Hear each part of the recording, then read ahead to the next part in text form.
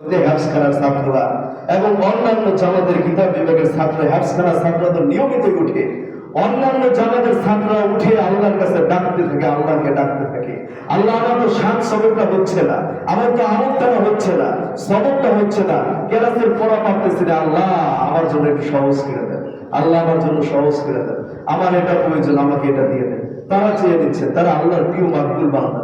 এই জন্য যেখানে কোরআন হাদিস শিক্ষা দেওয়া হয়, মসজিদ মাদ্রাসাকে মহব্বত করবে, তারা ওই শেষ সাথে কান্না করার কারণে 2 ফোঁটা পানি ফালানোর কারণে আজকে দুনিয়াটা এইভাবে টিকে আছে।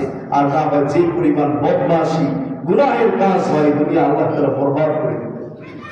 এই জন্য আমরা আজকে থেকে হিম্মত করা চাইতে রাত্রে বেলা এসে নামাজ পড়ে খুব দ্রুত শুয়ে থাকবো, শেষ রাতে উঠে আল্লাহ তাআলার কাছে 2 হাত উঠিয়ে কান্নাকাটি করে 2 ফোঁটা পানি ফেলে দিব, আল্লাহর কাছে মাকবুল বান্দা হয়ে যাব। সবাই পারবো তো ইনশাআল্লাহ? ইচ্ছা আছে তো সবার? এর জন্য সবাই চেষ্টা করব। আল্লাহ তাআলার কাছে দোয়া করতে হলে আদব আছে না নাই? দোয়ার কিছু আদব আছে। আল্লাহ তাআলার কাছে কিবলামুখী হয়ে দোয়া করা, এটা হলো দোয়ার আদব। অন্যভাবে অন্যদিকে ফিরে দোয়া করলেও হবে, এটা হলো আদব। এবং উভয় হাত সিরা বরাবর দোয়া উঠাবো এবং উভয় হাতের মাঝে সামান্য পরিমাণ ফাঁকা রাখবো এবং দোয়ার ভাষাটা যেন কাকুতি বিনতির সাথে হয়। আল্লাহ আমি তো গুনাহ করেছি, আল্লাহ আমাকে ক্ষমা কইরাই দেন।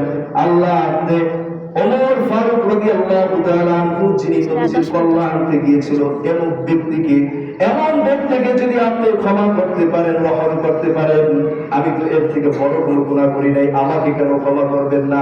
আল্লাহ আমাকে ক্ষমা করে দেন, আর গুনাহ করব না। এভাবে আল্লাহর কাছে কাকুতি বিনতি করা। 4 নাম্বার, খালেস ভাবে আল্লাহ তাআলার কাছে দোয়া করা, দোয়া কবুলের প্রতি দৃঢ় বিশ্বাস রাখা। নবীজি সাল্লাল্লাহু আলাইহি ওয়াসাল্লাম বলেছেন, তোমাদের কেউ যেন এইভাবে দোয়া না করে, আল্লাহ তোমার যদি ইচ্ছা হয় আমাকে ক্ষমা করো, ইচ্ছা হলে আমার প্রতি রহম করো, বরং এভাবে দোয়া করবে না। দোয়া করবে দৃঢ়তার সাথে, আবেদন করবে আল্লাহ তাআলার কাছে, আল্লাহ আমি তো গুনাহ করে ফেলেছি, আমাকে আপনি মাফ করে দেন, আপনার দরজা ছাড়া তো আর কোনো দরজা নাই, আল্লাহ আপনি আমাকে মাফ কইরাই দেন। এভাবে দোয়া করবেন। আল্লাহর কাছে যদি বাংলা ভাষায় দোয়া করেন, আল্লাহ বুঝবেন কি বুঝবেন না? অবশ্যই বুঝবেন। চাইনিজ ভাষায় দোয়া করলে বুঝবেন কি বুঝবেন না? হিন্দি ভাষায় দোয়া করলে বুঝবেন কি বুঝবেন না? আরবি ভাষায় দোয়া করলে আল্লাহ বুঝবেন কি বুঝবেন না? অবশ্যই বুঝবেন। আল্লাহর কাছে দোয়া করবেন, রব্বানা যালামনা আনফুসানা ওয়া ইন লাম তাগফির লানা ওয়া তারহামনা লানাকুনান্না মিনাল খাসিরিন। রব্বানা আতিনা ফিদ দুনিয়া হাসানাতাও ওয়া ফিল আখিরাতি হাসানাতাও ওয়া কিনা আযাবান নার। আল্লাহুম্মা ইন্নাকা আফুউন তুহিব্বুল আফওয়া ফা'ফু আন্নি। হে আল্লাহ, আপনি তো অতিশয় ক্ষমাশীল, ক্ষমা করতে ভালোবাসেন। আমরা গোলাম বান্দা, আমরা গুনাহ করতে ভালোবাসি, আপনি ক্ষমা করতে ভালোবাসেন। ফা'ফু আন্নি, সুতরাং আপনি আমাকে ক্ষমা করে দেন। আল্লাহর কাছে দোয়া করা এবং আল্লাহর কাছে দৃঢ়তার সাথে দোয়া করা, মনোযোগ সহকারে দোয়া করা। হাদিসের মধ্যে এসেছে, লা ইস্তাজাবু দুআ বিল্লাহি, কাফির অন্তরে দোয়াকে কবুল করা হয় না। আল্লাহ তাআলার কাছে দোয়া করব, 3বার চাইবো। হযরত আব্দুল্লাহ ইবনে মাসউদ রাদিয়াল্লাহু তাআলা আনহু বলেন, নবীজি যখন কোনো কিছু চাইতেন 3বার চাইতেন, দোয়া করতেন 3বার করতেন। এইজন্য আল্লাহ তাআলার কাছে বেশি বেশি করে দোয়া করব। দোয়ার আগে পরে দরুদ শরীফ পাঠ করব, কারণ আগে পরে দরুদ আল্লাহ তাআলা কবুল করেন। সুতরাং 2 দরুদের মাঝখানে দোয়া সমূহ আল্লাহ তাআলা কবুল করবেন না, এটা হতে পারে না। এই জন্য বেশি বেশি করে দরুদ পড়ব, দোয়ার আগে দরুদ পড়ব। হাঁটতেছি, বসে আছি, দরুদ পড়ব। বাসে চেপে আছি, দরুদ পড়ব।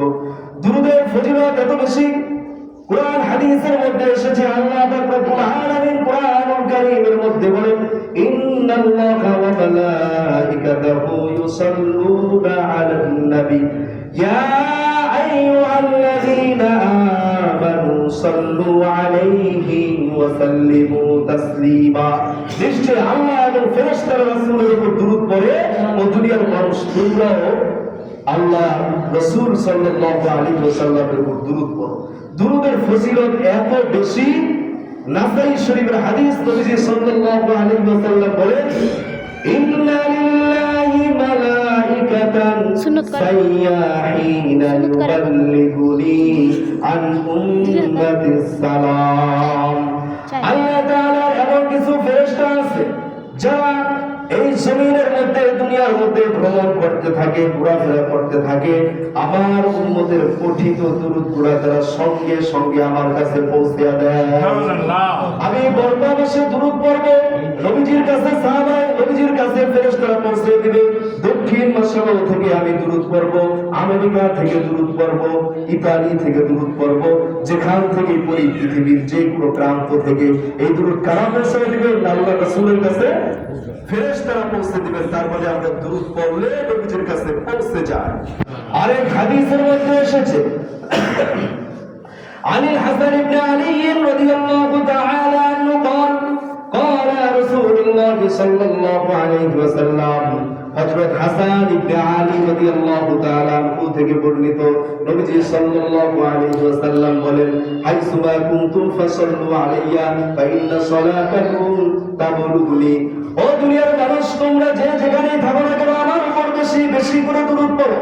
রমজান মাস আসতেছে, ইবাদতের মাস, বসে আছি, বেশি বেশি করে দুরূদ পড়বো। ফা ইন্না সালাতাকুম তাবলুগুনি, কেননা তোমাদের দুরূদ আমার কাছে পৌঁছানো হয়। সুবহানাল্লাহ, আমরা এখান থেকে দুরূদ পড়বো, নবীজির কাছে পৌঁছে যায়। এজন্য বেশি থেকে বেশি দুরূদ পড়বো। আরেক হাদিসের মধ্যে এসেছে হযরত আবু হুরায়রা রাদিয়াল্লাহু তাআলা আনহু থেকে বর্ণিত, যখন কোন মুমিন বান্দা, মুসলমান বান্দা নবীজি সাল্লাল্লাহু আলাইহি ওয়াসাল্লামের উপর দুরূদ সালাম পাঠ করে, আল্লাহ তাআলা নবীজির রূহের উপর এই দুরূদ সালাম পাঠিয়ে দেন। এরপর নবীজি সাল্লাল্লাহু আলাইহি ওয়াসাল্লাম ওই দুরূদ পাঠকারীর উপর সালাম বর্ষণ করেন। সুবহানাল্লাহ। এইজন্য বেশি থেকে বেশি দুরূদ পাঠ করব, কারণ নবীজিও আমাদের উপর সালাম বর্ষণ করেন। দুরূদের ফজিলত এত বেশি। নাসাই শরীফের আরেকটি হাদিস শোনাচ্ছি আনাস রাদিয়াল্লাহু তাআলা আনহু قال হযরত আনাস রাদিয়াল্লাহু তাআলা আনহু থেকে বর্ণিত, قال রাসূলুল্লাহ সাল্লাল্লাহু আলাইহি ওয়াসাল্লাম, হযরত নবী করিম সাল্লাল্লাহু আলাইহি ওয়াসাল্লাম বলেছেন, মান সাল্লা আলাইহি সালাতান ওয়াহিদাতান সাল্লাল্লাহু আলাইহি আশরা সালাওয়াতিন। من صلى علي صلاة واحدة صلى الله عليه عشر صلوات। যে ব্যক্তি আমি নবীর উপর একবার দুরূদ শরীফ পাঠ করবে, আল্লাহ তাআলা তাকে 10টি রহমত দান করবে। আমি দুরূদ পড়লাম একবার, রহমত পাইলাম কতবার? 10 বার পাইলাম। শুধু তাই নয়, নবীজি বলেন ওয়াহুত্তাত আনহু আশরু সে একবার দুরূদ পড়ার কারণে 10টা রহমত পেল, সাথে সাথে তার জিন্দেগি থেকে 10টা গুনাহকে মাফ করে দেওয়া হলো, 10টা গুনাহকে ডিলিট করে দেওয়া হলো। শুধু তাই নয়, নবীজি আরো বলেন ওয়ারুফিআত লাহু আশরু দারাজাতিন। যে ব্যক্তি একবার দুরূদ পাঠ করলো 10টা রহমত তো পাইলই, সাথে সাথে 10টা গুনাহ মাফ। এর সাথে সাথে আল্লাহ তাআলার নৈকট্যের জন্য 10টি মর্যাদা তার বাড়িয়ে দেওয়া হবে।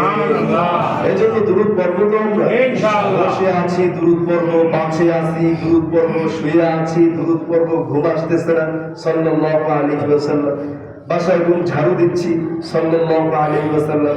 গাড়ি ড্রাইভিং করতেছি সাল্লাল্লাহু আলাইহি ওয়াসাল্লাম। পাগড়ি করতেছি, দুরূদ পড়তেছি, সব লোকে দুরূদ পড়ব। টাইম হয়ে গেছে। তো যে কথাগুলো বললাম, আল্লাহ আমাদেরকে উপর আমল করার তৌফিক দান করুন। আমিন। আরেকটা কথা বলি, আজকে যেহেতু জুমার দিন, নবী করিম সাল্লাল্লাহু আলাইহি ওয়াসাল্লামের একটা হাদিস, নবী সাল্লাল্লাহু আলাইহি ওয়াসাল্লাম বলেন, আল্লাহুম্মা সাল্লি আলা মুহাম্মাদিন নাবিয়্যিল উম্মিয়্যি ওয়া আলা আলিহি ওয়া সাল্লিম তাসলিমা। কেউ যদি শুক্রবার দিন আসরের নামাজের পরে 80 বার এই দুরূদ পড়ে, আল্লাহ তাআলা তার 80 বছরের গুনাহ মাফ করে দিবেন এবং তার আমলনামায় 80 বছরের ইবাদত বন্দেগীর সওয়াব দেওয়া হবে। 80 বছর বাঁচবো কি না বাঁচবো সেটারও গ্যারান্টি নাই। আরেকটা দোয়া দুরূদের কথা বলি, জাযাল্লাহু আন্না মুহাম্মাদান মা হুয়া আহলুহু। কেউ যদি এই দুরূদটা পাঠ করে 70 জন ফেরেশতা 1000 দিন পর্যন্ত তার জন্য সওয়াব লিখতে লিখতে ক্লান্ত হয়ে যাবে। সুবহানাল্লাহ। তো বলছিলাম রমজান সম্পর্কে একটু আলোচনা করব, সময় কম। আল্লাহ পাক রব্বুল আলামিন কুরআনুল কারীমে ইরশাদ করেন, ইয়া আইয়ুহাল্লাযীনা আমানু কুতিবা আলাইকুমুস সিয়াম কামা কুতিবা আলাল্লাযীনা মিন ক্বাবলিকুম লাআল্লাকুম তাত্তাকুন।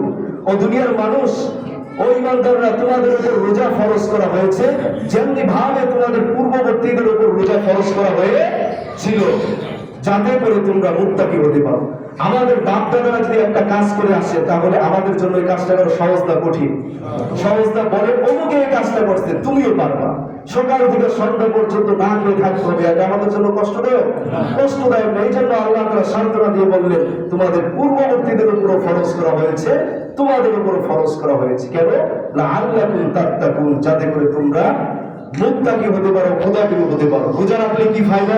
আন সাহল ইবনে সাদ রাদিয়াল্লাহু তাআলা আনহু قال قال রাসূলুল্লাহ সাল্লাল্লাহু আলাইহি ওয়াসাল্লাম, নবীজি সাল্লাল্লাহু আলাইহি ওয়াসাল্লাম বলেন, ইন্না ফিল জান্নাতি বাবান ইউকালু লাহু রায়্যান ইয়াদখুলু মিনহু আস-সাইমুনা ইয়াওমাল কিয়ামা লা ইয়াদখুলু মিনহু আহাদুন গায়রুহুম।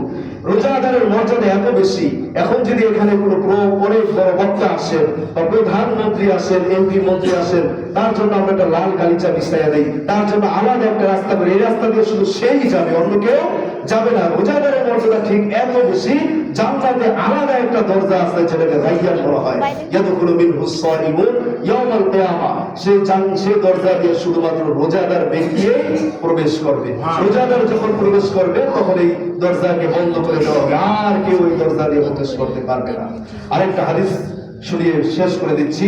আন হুজরাত আন কাব ইবনে হুজরাত রাদিয়াল্লাহু তাআলা আনহু قال قال رسول الله صلى الله عليه وسلم, হযরত কাব ইবনে হুজরাত রাদিয়াল্লাহু তাআলা আনহু থেকে বর্ণিত, নবীজি সাল্লাল্লাহু আলাইহি ওয়াসাল্লাম বলেন, উহদারুল মিম্বার ফাহাদারনা ফালাম্মা তাকা দারাজাতান ক্বালা আমিন ফালাম্মা তাকা দারাজাতা সানিয়াতা ক্বালা আমিন ফালাম্মা তাকা দারাজাতা সালিসাতা ক্বালা আমিন।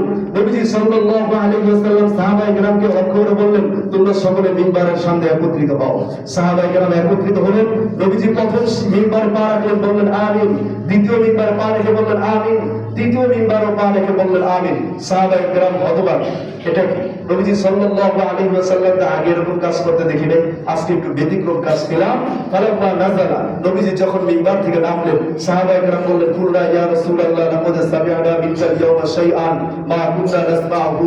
নবীজি, আজকে আপনাকে এমন অতিরিক্ত কিছু কথা বলতে শুনেছি যা আগে কখনো শুনি নাই। আপনি প্রথম মিম্বারে বললেন আমিন, দ্বিতীয় মিম্বারে আমিন, তৃতীয় মিম্বারে আমিন, কারণ কি?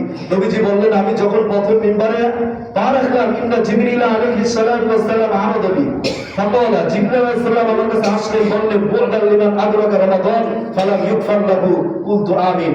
ওই ব্যক্তি বরবাদ হয়ে যাক, ধ্বংস হয়ে যাক, ওই ব্যক্তির নাক ধুলোয় প্রসারিত হোক যে রমজান পেয়েও নিজের গুনাহকে মাফ করাতে পারলো না।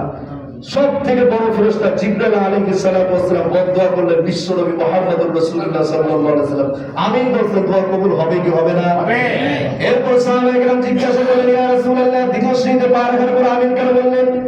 নবীজি সাল্লাল্লাহু আলাইহি ওয়াসাল্লাম বললেন, যখন দ্বিতীয় শ্রেণীতে পা রাখলাম, ফালাম্মা রাকিতু সানিয়াতা ক্বালা, তখন নবীজি সাল্লাল্লাহু আলাইহি ওয়াসাল্লাম বললেন, বু'দাল লিমান যুকিরতা ইনদাহু ফালাম ইউসাল্লি আলাইকা, কোন ব্যক্তির সঙ্গে আপনার উপর দুরূদ পাঠ করা হলো কিন্তু আপনার নাম উচ্চারণ করা হলো, ওই ব্যক্তি আপনার নাম শুনে আপনার উপর দুরূদ পাঠ করে নাই, ওই ব্যক্তি ধ্বংস। নবীজি বললেন আমিন।